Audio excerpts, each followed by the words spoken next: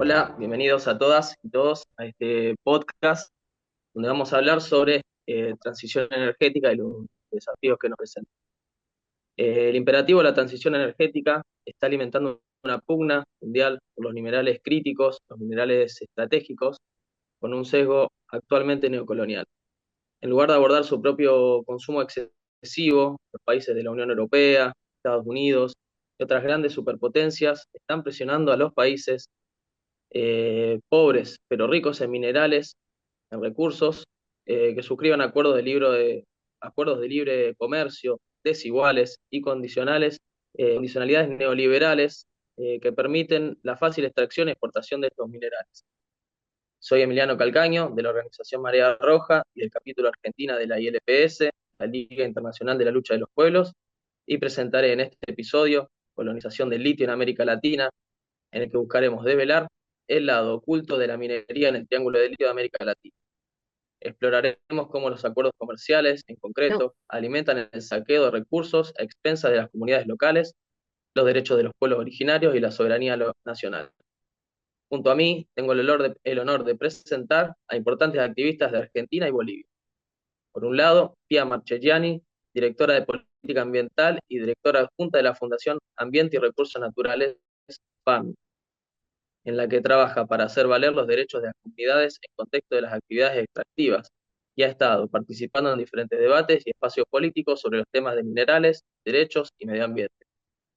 También contribuyó en el tema de minerales críticos para la transición energética desde una perspectiva del sur global para el think tank 20, entre 2024 y 2025. Es miembro de OPSAL, Pluriobservatorio Nacional de Salares, y forma parte de la Alianza Alto Andina de Humedales. Por otro lado, Eliana Quirós es miembro del directorio de la Fundación internetbolivia.org, una decidida activista por los derechos digitales. Está interesada en temas relacionados con la desinformación, la violencia digital de género y la inclusión digital. También fue responsable de gobierno electrónico en el Ministerio de la Presidencia del Estado boliviano y ha publicado el primer libro sobre Internet y sociedad en Bolivia. Hola Pía y Elana, encantado de conocerles, conversar con ustedes hoy. Bueno, en línea con la llamada transición liderada por el norte y cómo los acuerdos y tratados comerciales están siendo utilizados y convertidos en armas para racionalizar la extracción y explotación de los minerales del sur, mi pregunta para ambas es, ¿cómo reproduce el actual sistema comercial los modelos coloniales y dependencia respecto de la extracción? ¿Podría explicarnos cómo los tratados de libre comercio extractivos con Estados Unidos y la Unión Europea han reconfigurado la autonomía territorial, ecológica o reproductiva en América Latina? muchas gracias por la invitación. A ver, un primer punto que me gustaría destacar con esta pregunta tiene que ver con qué está pasando con el sistema de intercambio de bienes y servicios, ¿no? Y la división internacional del trabajo. Hoy estamos viendo que, pese a una nueva narrativa que ingresa en las potencias, en Estados Unidos y sobre todo en Europa, donde aparece la necesidad de que los países del sur global y América Latina se beneficien de lo que está pasando y de la necesidad de estos minerales para la transición energética, la realidad es que el sistema sigue siendo el mismo. La División Internacional del Trabajo, la región aporta minerales con escaso valor agregado, refinamiento, algún nivel básico de refinamiento en el mejor de los casos, de una manera, o sea, aporta su naturaleza de manera barata y lo que hace es finalmente adquirir los productos finales, los autos eléctricos, las tecnologías, a un precio, o sea, mucho más caro de lo que vendió la naturaleza. O sea, que hay un problema tradicional del sistema de intercambio que esto genera muchas veces en la región cuellos de botella en la balanza comercial y deuda. Especialmente la Unión Europea empieza con la idea de alianzas estratégicas y aparecen en los memorándum de entendimiento una cantidad de palabras que pareciera ser que responden a intereses de la región de hace mucho tiempo, como esta idea del valor agregado, ¿no? Beneficio mutuo, ganar, ganar. Aparecen todas estas palabras. La realidad es que cuando uno mira en la práctica, no se ven cambios significativos en este esquema que yo decía al principio de la División Internacional del Trabajo. Y acá aparecen dos cuestiones. Primero, la parte más de la economía real, digamos, qué es lo que aporta la región y qué es lo que recibe, y la parte del rol distinto que tienen las economías más ricas en la definición de los estándares y en el control del sistema normativo global. Y acá creo que un ejemplo interesante es que cuando países del sur global intentan modificar sus normas para restringir el acceso abierto de sus minerales, como es el caso de Indonesia hace poco, aparece la Unión Europea haciéndole un reclamo a la OMC. Entonces, esto muestra también no solo el rol, digamos, que ocupa cada una de las regiones en la cadena de suministro, sino que también en la definición de estas normas que lo que hacen es sostener el statu quo, o sea que no se modifican. Y vemos que aparecen algunos elementos novedosos en la narrativa, pero que en la práctica seguimos hablando de lo mismo. Seguimos hablando de una división internacional del trabajo donde el sur aporta sus minerales con poco valor agregado en el sentido tradicional, o sea que la naturaleza no vale mucho, también en términos monetarios y en en todas las definiciones posibles, y recibe productos terminados y caros.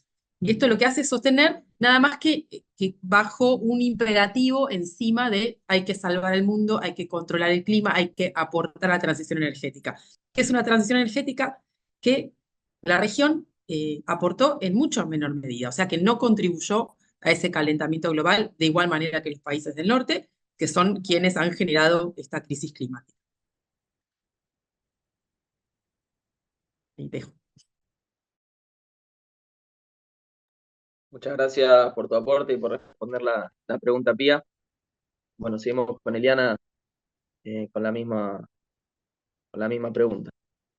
Súper, gracias, Emiliano. En Bolivia tampoco tenemos convenios marco, digamos, tratados de libre comercio en relación al litio, la explotación del litio. Lo que se ha hecho es trabajar en base a contratos con empresas, con diferentes empresas, dependiendo las diferentes fases de la explotación del litio. Han sido empresas chinas, alemanas y francesas, y últimamente una empresa rusa, ¿no? Y realmente, como Pia dice, esto es, a pesar de que en Bolivia además hay un reconocimiento no solamente constitucional eh, de la importancia de la explotación del litio y que también hay otras normativas que reconocen el carácter estratégico de explotación de los minerales en Salar de Uyuni. em, Y también existen empresas estatales, porque en Bolivia tenemos empresas estatales fuertes que, eh, por ejemplo, en este caso se dedican a la explotación, la Corporación Minera de Bolivia en específico. em, no han tenido la suficiente capacidad económica ni técnica para hacerlo por sí mismas y entonces han tenido que entrar en unos contratos que son contratos público-privados y que por supuesto están reflejando toda la tradición de explotación injusta, no solamente para el país, digamos, para la economía grande del país, sino específicamente para las economías pequeñas de las comunidades mineras. De hecho, las comunidades mineras no han sido consultadas previamente, pero es más grave aún, la mayor parte de las comunidades no entienden qué significa una consulta previa, ¿no? Ellos creen que porque va a la empresa y tienen una reunión con ellos donde se les explica los beneficios de la explotación del litio y se les pide que firmen un formulario de participación, creen que esta es la consulta previa y muchas veces las empresas están haciendo valer eso como consulta previa. Entonces, hay también una relación desigual, incluso en el acceso a información, acerca de los derechos que tienen las comunidades. Y en esto también el Estado juega un rol. Al Estado tampoco le interesa que las comunidades realmente muy bien informadas de sus derechos, sino que les interesa comenzar a hacer funcionar la explotación del litio. En esto además, aunque vamos a entrar en la siguiente pregunta un poco más en detalle con temas de posturas feministas, una de las quejas que tienen las lideresas, las defensoras, es que Como son temas duros, digamos, son temas de extracción de minerales, la mayor parte de las veces ellas no están incluidas en las conversaciones, ¿no? Y la mayor parte también de, por lo menos la primera impresión que tienen las dirigencias masculinas es apostar por el desarrollo económico, que es dar paso a la extracción del litio y las empresas internacionales y nacionales que están involucradas. Aunque, por supuesto, han habido últimamente algunas expresiones importantes de empresas, perdón, de las comunidades en contra de las acciones de las empresas, pero son en relaciones totalmente desiguales. No solamente no existe información, no existen recursos. Las dirigencias tienen que transportarse a La Paz, por ejemplo, con propios recursos que son escasos y cada vez más escasos. Entonces, realmente es un ejemplo de una relación desigual en todos los niveles. Eso para comenzar, pero eso en el específico. Creo que lo otro que es importante mencionar es que hemos tenido una crisis política en 2019 que según algunos estudiosos, ha estado muy relacionada con la explotación del litio, que decían que en realidad se estaba buscando la crisis política y el cambio de gobierno para parar los contratos que ya se habían suscrito con algunas empresas y más bien privilegiar a otras. Y esto provocó, por supuesto, el cambio de gobierno y la crisis que hemos tenido del 2019 al 2020, con un periodo presidencial transitorio y luego unas elecciones donde hemos elegido a un nuevo presidente. Entonces, también este tema del litio en Bolivia está en el centro del proceso político, aunque con muy poca información para la mayor parte de la población. Ya no solo estoy hablando de las comunidades, sino en general la cobertura que se hace acerca de los procesos del negocio del litio son muy escasas. Por lo tanto, tampoco tenemos como sociedad muchos elementos para juzgar.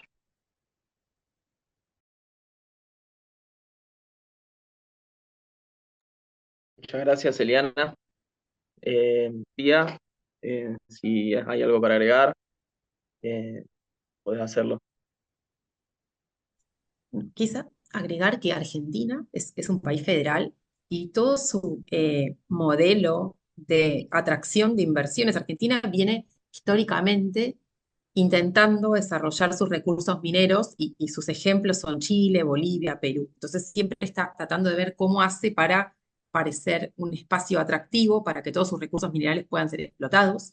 Y el régimen jurídico que se adopta para Argentina empieza en los 90, justamente después del consenso de Washington, los programas de ajuste estructural, donde lo que sucede es se provincializan los recursos, o sea, las provincias del sistema federal son las que van a hacerse cargo de la autorización y control de los proyectos mineros. Y se crean una serie de incentivos para atraer inversiones. Ese es el contexto en donde empiezan a llegar las empresas extranjeras y donde obtienen sus concesiones, sus contratos para explotar el litio. Y hoy tenemos, bueno, 6 proyectos en distintas etapas de producción y una cartera de como 40 proyectos distintos. Y la particularidad es que son las provincias las que negocian con las empresas, las provincias en algunos casos eh, tienen distinto capacidad de negociación y están caracterizadas por una falta de implementación general de todo lo que son los derechos ambientales y los derechos indígenas. En el 94 Argentina hace un proceso de reforma constitucional donde aparece el derecho al ambiente sano, donde se reconoce finalmente la preexistencia étnica de los pueblos y comunidades indígenas que habitaban el territorio antes de la aparición del Estado. Y entonces, con esos reconocimientos, vemos que en estos últimos años, décadas, en realidad lo que está faltando siempre es una implementación de los derechos.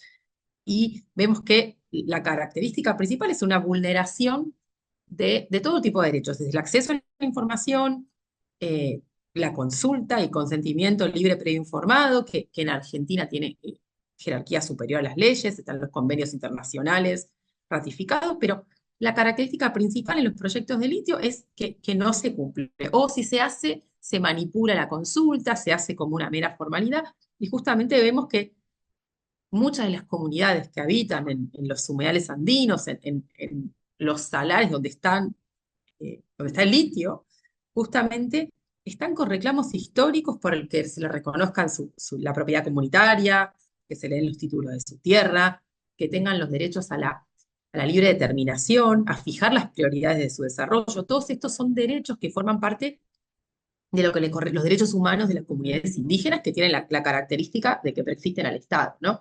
Y frente a esto, las comunidades organizadas, muchas veces lideradas por mujeres, acá un poquito tratando de ir al rol de las mujeres, los feminismos, la mirada de los pueblos, son ellas las que empiezan a organizarse y a conectarse comunidad con comunidad para empezar a armar unas resistencias y proponer otra mirada.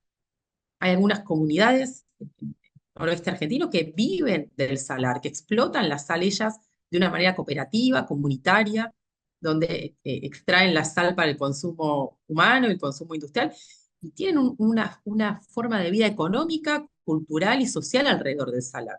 Y las empresas vienen a pasar por encima de estas visiones, de estas formas de relación con la naturaleza, y muchas veces son las mujeres las que comienzan a tejer estas redes que generan la resistencia y que en algunos casos, generaron que fueran y se acercaran a abogados, a técnicos, para que les explicaran, bueno, esto del litio, ¿qué es? ¿De qué se trata? ¿Cómo va a afectar un proyecto de litio el uso del agua donde yo estoy sacando la sal para otros fines, o el agua dulce que toman mis animales, o las plantas, los cultivos de los que se alimentan la pequeña ganadería que existe y la agricultura? Entonces empieza a aparecer toda una visión donde las comunidades buscan alternativas, alternativas al litio, alternativas al extractivismo, alternativas a esta transición energética a la que no contribuyeron. Y acá es donde también las alianzas entre comunidades, científicos, organizaciones son muy relevantes, porque se habla que en los humedales andinos existen unos microorganismos que justamente capturan dióxido de carbono y liberan oxígeno. O sea, están haciendo el trabajo natural que se necesita para controlar el clima. Las comunidades tienen una forma de vida donde la naturaleza tiene un valor enorme, intrínseco, y justamente estos son los sistemas de valoración que necesitamos para resolver la crisis climática. Estas personas ahora con el Acuerdo de Escazú son consideradas defensoras del ambiente. Y todas esas prácticas, esas visiones, esas formas de relacionarse con la naturaleza y también las estructuras sociales, los tejidos sociales comunitarios que se generan, están todas en jaque por una visión capitalista, mercantilista, neocolonial, del norte global, que impulsa que ahora estas comunidades sean sacadas, corridas, amenazadas de sus territorios, justamente para salvar al mundo, para salvar al clima, justamente cuando ellos todo lo que hacen es lo que se necesita para salvar este mundo. Entonces se dan una enorme cantidad de paradojas donde estas miradas de las personas, de las comunidades, del territorio, de la vida, son las que necesitamos para contrarrestar esta narrativa que no solo es más potente, que encima es tramposa, porque claramente, ¿quién no quiere solucionar la crisis climática en la que vivimos todas las personas? Pero genera también todo un andamiaje jurídico, legal, controlado por el norte global, que puede llegar a tener después consecuencias en los países de la región si no cumplen, si las empresas lo quieren usar y hacer reclamos en los mecanismos de resolución de controversias como el CIADI. O sea, está todo armado para que las empresas con domicilios en el norte global puedan beneficiarse y encontrar, no sabemos si una solución a la crisis climática o un nuevo nicho de mercado para expandir el capital. Entonces, que buscamos desde los territorios, desde las miradas del sur global, las mujeres, las comunidades, las científicas involucradas, es dar una contranarrativa y explicar que esto no es una transición energética, o por lo menos no beneficia a todos los países, a las comunidades. Que globalmente el 54% de los minerales críticos están en territorio o cerca de territorio indígena. Estos son los nuevos estudios. O sea que necesitamos de alguna manera discutir estas lógicas llamadas de distintas maneras, pero que vuelven a perpetuar el sistema actual y vigente. Y ahí, si quieren, dejo ya pate con el segundo. Bueno, muchas gracias, Eliana. Pía, disculpa. Bueno, un aporte muy relacionado con la segunda pregunta que nos interesa responder. El segundo tema bueno, que tiene que ver con qué papel han desempeñado los grupos feministas y populares en la resistencia al extractivismo en los territorios ricos en América Latina, particularmente en el Triángulo del Litio, como se venía hablando, y cómo sería un enfoque feminista, popular, el de la soberanía de los recursos, bueno, en nuestras comunidades. Así que, bueno, Eliana, si te parece respondernos desde tu perspectiva. Sí, claro. Muchas gracias. Bueno, creo que en esto es interesante también ver que en Bolivia tenemos una larga tradición minera de explotación, sobre todo de estaño, donde precisamente están los dos lugares de explotación de litio ahora, en Uyuni y en Coipasa, en los dos salares. Y esta tradición minera del estaño también ha devastado recursos naturales y ha obligado a varias comunidades a desplazamiento, porque se han quedado principalmente también sin agua, ¿no? Sobre esta tradición, entonces, se intenta construir el entendimiento de las comunidades de que realmente se está y hay un peligro inminente de otra vez dañar los recursos naturales como el agua. Aunque en este caso también hay que entender que en el caso de la explotación del litio hay un problema adicional, ya que no es una explotación que requiera mucha mano de obra. Por lo tanto, requiere más tecnología y por lo tanto genera poco empleo. Pues, por un lado, vemos que hay un peligro que ya ha sido identificado por las comunidades em, de escasez de agua y estas zonas son zonas que producen quinoa. Y entonces la quinoa obviamente necesita esta agua y lo que están entendiendo que el agua que estaría destinada a la quinoa ahora va a ser redirigida a la explotación de litio y también va a dejar sin agua a los mismos pobladores y al ganado, a las llamas, vicuñas, etcétera, que ellos también comercializan la carne y otros productos.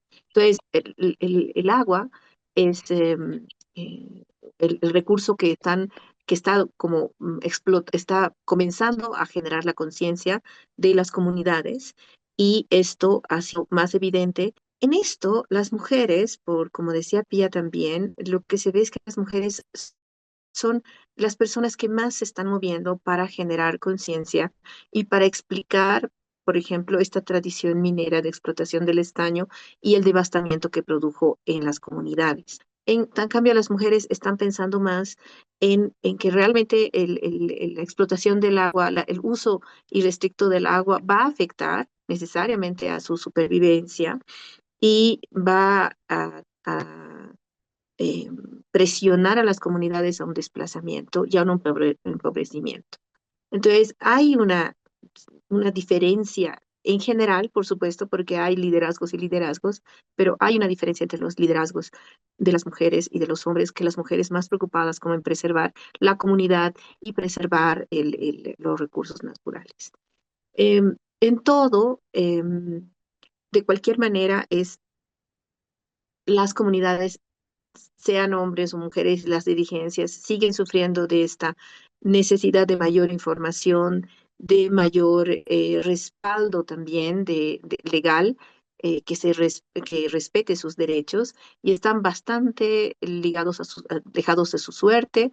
Realmente no hay un espacio estatal o de negociación que les permita hacer ver su voz. Entonces, aquí lo que estamos necesitando, por supuesto, es primero una orientación, una información, un apoyo a las comunidades para que conozcan cuáles son sus derechos y que ellos mismos puedan sentirse respaldados tanto a nivel nacional como a nivel nacional, porque el riesgo en la que están poniendo las empresas estos territorios es terrible.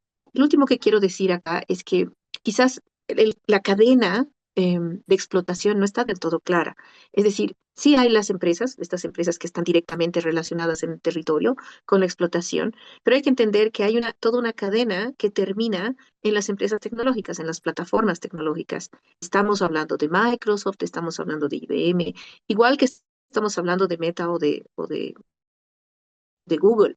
Y estas son empresas tecnológicas que no tienen absolutamente ninguna responsabilidad. Nadie está em, em, incluyendo a las empresas en este debate, a estas empresas que están como al final de la cadena, ¿no? En estos debates, donde también estas empresas tienen responsabilidad y en el marco de derechos humanos y empresas, por supuesto, tienen obligaciones. Entonces, es como que se invisibiliza en todas las fases de la cadena, ya no solo la cadena de explotación del litio, sino para qué se usa este litio, a empresas que se están beneficiando y que absolutamente no tienen ninguna participación en los debates, en las obligaciones y responsabilidades que este negocio debería estarles cobrando, ¿no?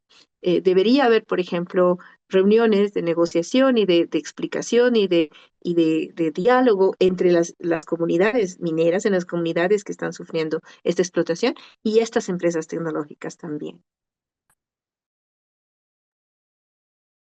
Muchas gracias, Eliana, eh, por tu aporte tan completo. Bueno, nos vamos a ir acercando ya al cierre de esta edición, de este podcast, eh, a las conclusiones. Frente a eso, no sé si Pía o Eliana misma, después de Pía, tienen algo para agregar, ya más en términos o en sentido general, antes de cerrar. A ver, yo creo que ahí, retomando un poco lo que dice Eliana, empieza a ser cada vez más importante pensar en la cadena de valor y la cadena de suministro, ¿no? De productos finales y lo que pasa en el salar. Y para nombrar, por ejemplo, en Argentina, uno de los salares ya tiene la vega de un río seco, o sea, ya hay un daño ambiental. Y hoy por hoy, en esa zona de Catamarca, el Salar del Hombre Muerto, se secó un río, hay una afectación al derecho al ambiente sano y hay empresas automovilísticas y de distinto tipo que están comprando el litio de ese lugar. Y además hay de 8 a 10 proyectos que buscan instalarse en ese lugar. Entonces, acá es importante justamente ver, bueno, qué responsabilidad tienen las empresas, las tecnológicas o las automotrices, o que estén, aún las empresas de energías renovables que están siendo tienen el uso final del producto, ¿no? Porque se siguen pensando de abastecer del mismo acuífero. Y ese es un problema importante y es fundamental que empiecen a conectarse los debates, lo que pasa en el territorio y lo que pasa en el consumo final, lo mismo revisar el consumismo, el hiperconsumismo en el norte global.